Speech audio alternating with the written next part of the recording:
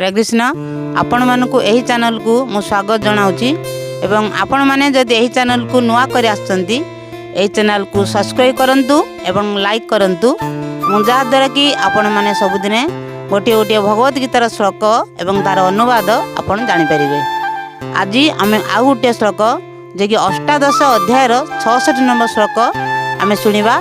ए श्लोक मु वर्तमान आवृत्ति करूची एवं अनुवाद मध्य कहूची ताहा ध्यान सहकारे सुनंतु।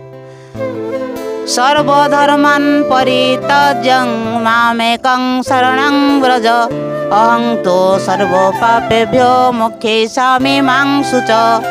अर्थ भगवान श्रीकृष्ण तांकर प्रिय सखा अर्जुन को कुरुक्षेत्र युद्ध रे कहउचंती, हे अर्जुन समस्त धर्म को परित्याग करी, समस्त धर्म अर्थ यज्ञ कर्म धर्म, संन्यास योग धर्म, इंद्रिय सुख लालसा धर्म, संयम धर्म, अष्टांग योग साधना धर्म एवं संसार जेते प्रकार धर्म अछि समस्त धर्म को परित्याग करी देवा देवी पूजन समस्त को परित्याग करी मोरी शरण रे आस। मु हेउची ए सर्वशक्तिमान परमात्मा स्वयं भगवान, ये विश्व ब्रह्मांडर सृष्टिकर्ता, सबु अंश मोरी। मु जेते अवतार भगवान जेते अवतार ग्रहण करचंती एवं अंश होइचंती समस्तंकर मूल से परमात्मा परमेश्वर स्वयं भगवान विष्णु।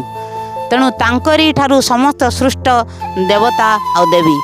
तेणु समस्त को पूजा न करी भगवान कृष्ण को जे पूजा करती तांको शरण रे आसंती। शरण रे आसीबा ते सहज कथा नुहे। तेणु ए भौतिक जड़ जगत संसार रे समस्ते बद्ध जीवगण पापरे पापाचारी होई समस्त कर्म आज पाप पुण्य कलमशरे परिपूर्ण होइछंती।